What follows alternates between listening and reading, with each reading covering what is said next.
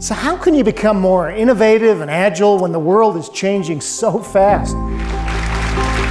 He came to this conference and really he wowed us.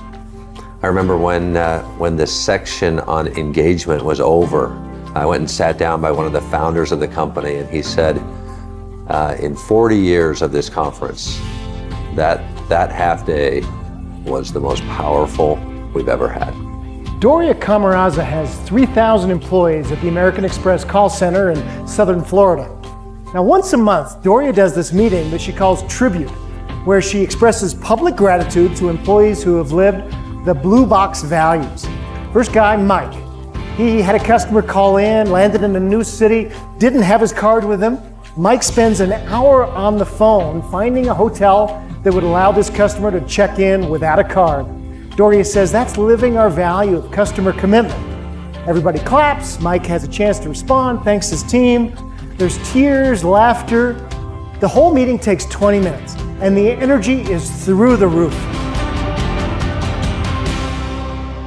Nicole Malachowski, who's one of the Thunderbirds demonstration squadron pilots, she says normally a pilot would take control of the stick when things get bumpy. She says, but when we're in formation together, we actually loosen our grip, just 2 fingers on the stick.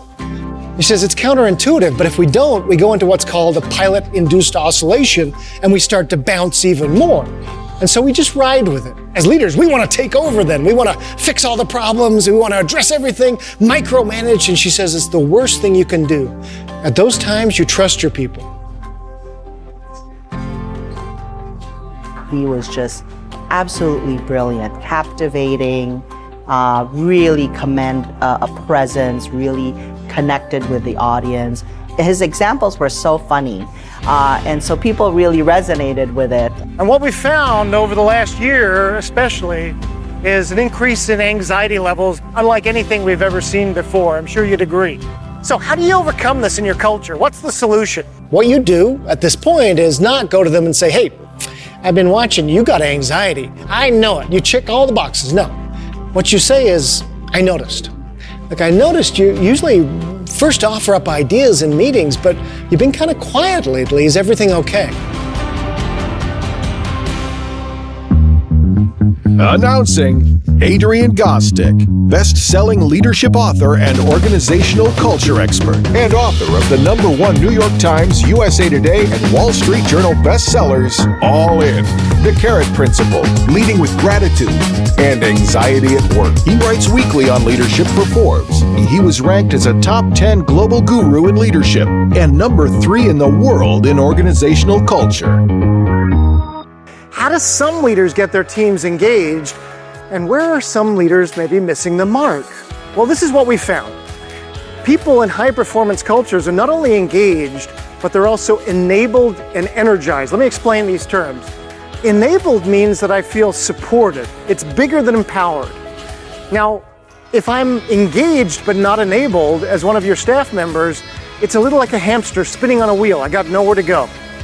The other idea is energized. Energy levels have just ebbed. In the best organization, there's a great sense of drive. Friends, how many people have had a lousy boss in your career? He or she's not here with us today, right? Absolutely correct. Okay, They're not good. here. All right. All right, so Lisa, so tell us what this person was like. How did they treat you? It's really bad. Yeah. Demeaning you, Oh my talking gosh. down to you, just like crap. Wow.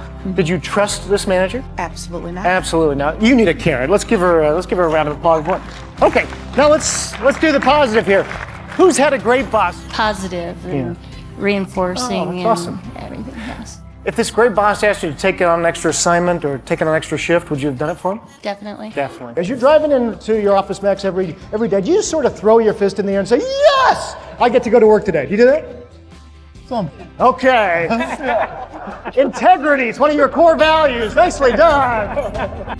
As a leader, how do you get your people all in?